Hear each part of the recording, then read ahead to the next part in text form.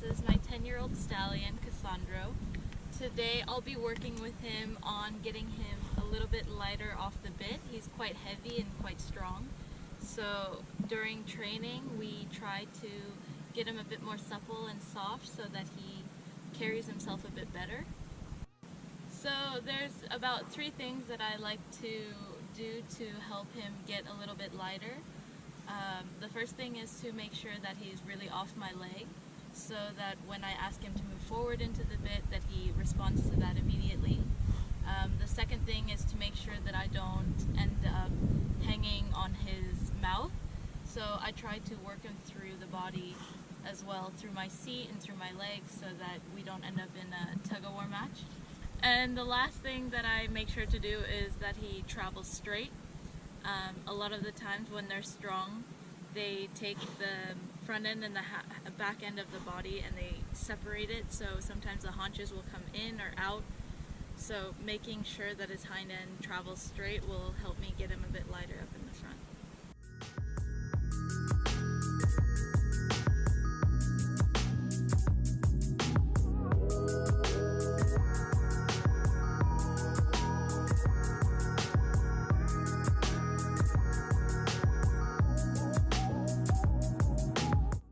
So for him, he's quite stiff on the left, so when I go to the right, I actually put a lot of inside leg that he steps into the outside rein.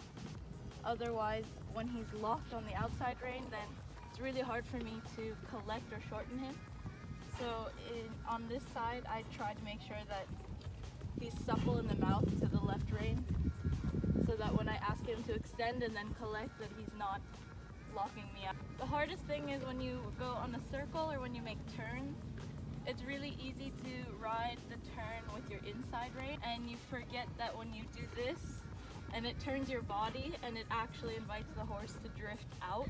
So it's a little bit counterintuitive, but if you have more contact on the outside rein and make sure that they're stepping around your inside leg, you actually have a better engagement with the hind end and more control of the turn. Half halt or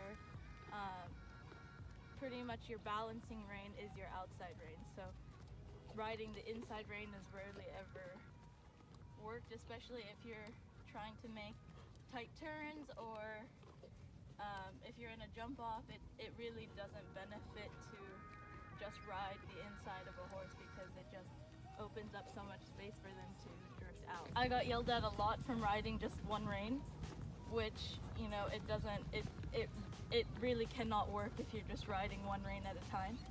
So it took a long time before I realized how important the outside rein is. So it's pretty much like having 4 different places that a horse can get away from you. So you have your left rein and left leg and your right rein and right leg. And it's kind of like if you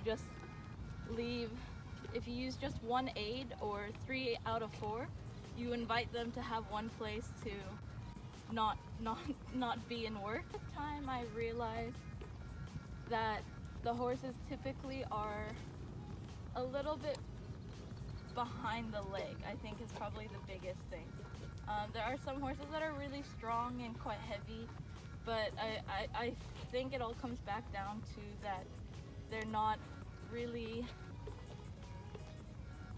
responsive to when you ask them to move forward.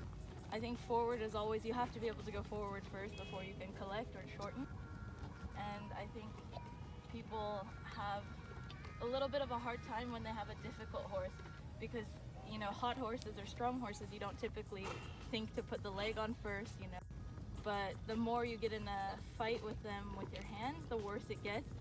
And typically then people get frustrated and then the horses get more frustrated and it just builds over time.